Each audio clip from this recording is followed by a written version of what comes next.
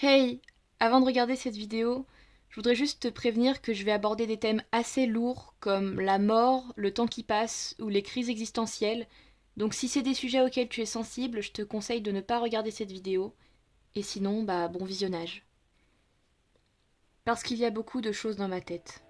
Beaucoup, beaucoup de choses. Des réflexions trop profondes, trop sérieuses, trop existentielles peut-être. Des questions qu'il n'est pas normal de se poser au quotidien. Ou pas. Je sais pas en fait. Je sais pas si je suis seule ou si tous les autres êtres humains sont comme moi, perdus face à l'immensité de l'ignorance. Est-ce que c'est normal de penser tous les jours à la valeur de la vie, à la valeur du temps qui passe, à la mort, à l'importance de vivre à 100%? Je sais pas. Je sais pas si c'est normal. Je crois qu'avant, dans ma tête, ce n'était pas le cas, mais ça fait tellement longtemps que mon esprit me joue en boucle cette musique que je ne sais plus ce qui comblait mes pensées avant. Je vais vous expliquer ce qui me pousse à me questionner. Depuis longtemps, vraiment longtemps, quelques années peut-être, il ne se passe pas un seul jour pendant lequel je ne me pose pas des questions sur la valeur de la vie, le fait que je vais mourir un jour, et qu'il faut profiter de cette vie à fond. En soi, c'est pas si mal que ça de voir l'existence sous ce jour-là. Mais le problème, c'est qu'à force, je me suis moi-même créé une source d'angoisse assez terrifiante. Il y a eu une période où pendant quelques mois, je me sentais constamment étouffée par cette idée. Je suis en train de gâcher du temps. Ma vie est précieuse.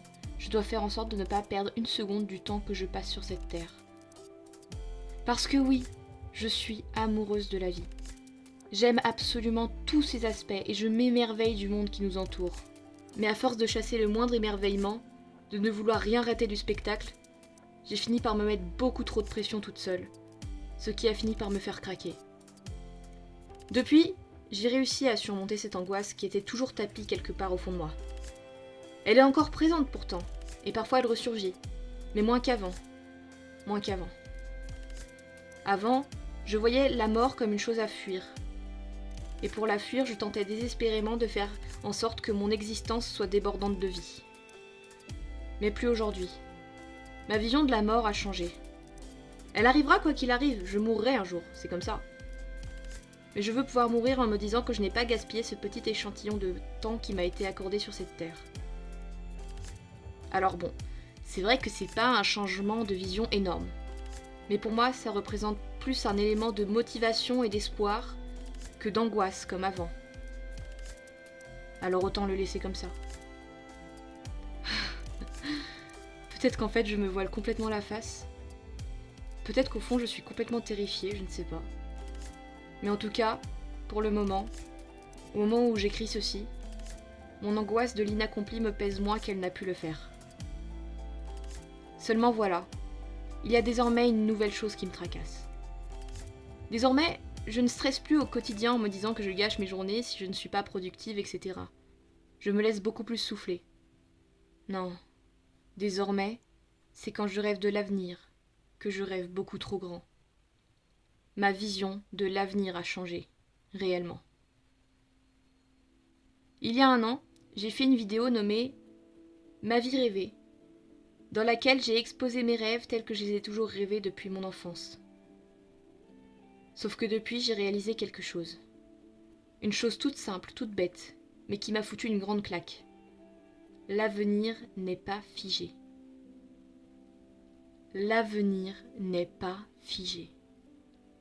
Quelle puissance en si peu de mots! L'avenir n'est pas figé, il ne dépend que de nous. Cette phrase toute bête, toute simple, m'a permis de comprendre que ma voie n'était pas tracée en fait. Et j'avais le choix de décider ce que je voulais faire plus tard. Et peut-être que j'ai la possibilité de faire des choses que je pensais qui m'étaient inaccessibles. J'ai le pouvoir de choisir. J'ai le pouvoir de voir grand, d'accomplir des choses. Et cela parce que je suis portée par cette motivation de vivre ma vie à fond, qui me stressait tant avant. À l'heure où j'écris ceci, me dire que l'avenir n'est pas figé me procure deux choses. Tout d'abord, de la joie. Comme je l'ai dit, je suis amoureuse de la vie.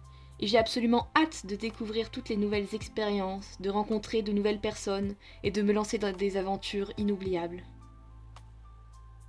Et ensuite, savoir que l'avenir n'est pas figé, ça me fait... je ne sais pas comment décrire ce sentiment. C'est un mélange d'ambition, de hargne et d'attente. C'est-à-dire que désormais, j'ai envie non seulement d'accorder de la valeur à ma vie, mon temps, mais aussi de faire quelque chose de moi, de ma personne. Je veux que les gens se souviennent de moi. Je veux susciter de l'admiration, de l'espoir, tout comme ces nombreuses personnes que moi j'admire.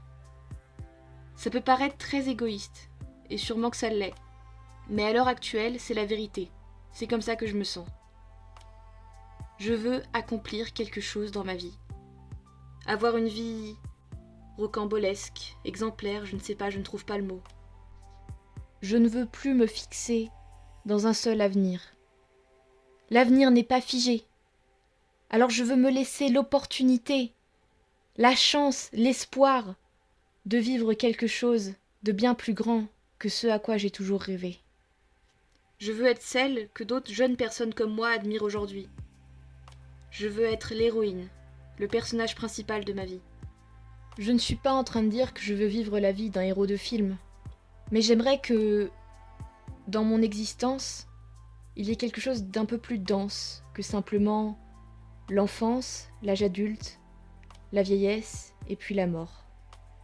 Mais alors, est-ce que poursuivre cette idée d'une vie rocambolesque me condamne à être déçu, à la désillusion, à l'ennui peut-être si je n'atteins pas mes objectifs ? Peut-être. Mais ça, ce n'est pas un questionnement pour maintenant. C'est quelque chose que je me demanderai plus tard, ou alors jamais, car j'imagine que de toute façon, ma manière de penser et de voir le monde va forcément changer d'ici là. Mais alors en attendant, que faire ? Que faire de ces pensées lourdes et légères qui s'entortillent dans mon esprit ? Ne plus y penser ? Voilà qui me semblait être une solution. Retrouver un état d'esprit normal, comme avant, où chaque jour je ne me demande pas ce genre de choses, où mes pensées vagabondent librement, comme chez n'importe quel être humain. Mais est-ce seulement possible réellement ? Je ne pense pas, non.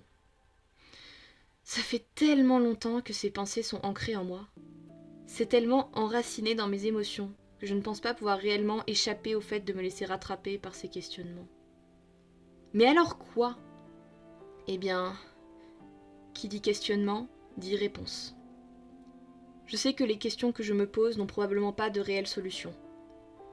Mais peut-être qu'en me penchant dessus, un peu de temps en temps, en accordant du temps à la philosophie, peut-être que je pourrais trouver une réponse capable de répondre à mes sentiments. Bon, là je viens de vider mon sac, de faire le vide dans mon esprit, et ça fait vraiment du bien. Pour le moment, ça m'apaise, donc je ne m'en prive pas. Ce que je viens de dire là est assez lourd, j'en suis consciente. Amas indigeste de penser dans tous les sens. Mais il ne faut pas croire que mon esprit est tout le temps envahi par ce genre de réflexion. Je reste une humaine comme une autre, je flâne, je rigole, je ne pense à rien, je réfléchis. Mais c'est juste que j'avais particulièrement envie d'accorder de l'importance à cette petite partie de mon esprit qui se questionne en permanence, et qui parfois me donnerait presque le tournis. Bref, je ne sais pas si me plonger dans la philosophie et l'étude de ces questions est réellement une bonne chose. J'avoue que ça me fait un peu peur. Peur de quoi ? Peur de plonger dans une crise existentielle dans laquelle je serai toujours accompagnée par une angoisse terrifiante et la désillusion du monde, me posant toujours trop de questions, étant incapable de me recoller à la réalité dans laquelle je vis.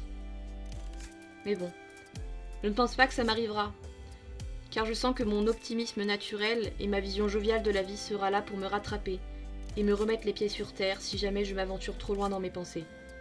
C'est tout pour aujourd'hui. Je vous quitte l'esprit apaisé. Je ne sais pas si vous aurez compris mon ressenti, compris ce que j'ai tenté d'exprimer. Mais je vous suis infiniment reconnaissante d'avoir regardé cette vidéo. Car tout ce que je viens de vous livrer ici, j'aurais été incapable de l'exprimer clairement en vrai. À bientôt et passe de bonnes vacances.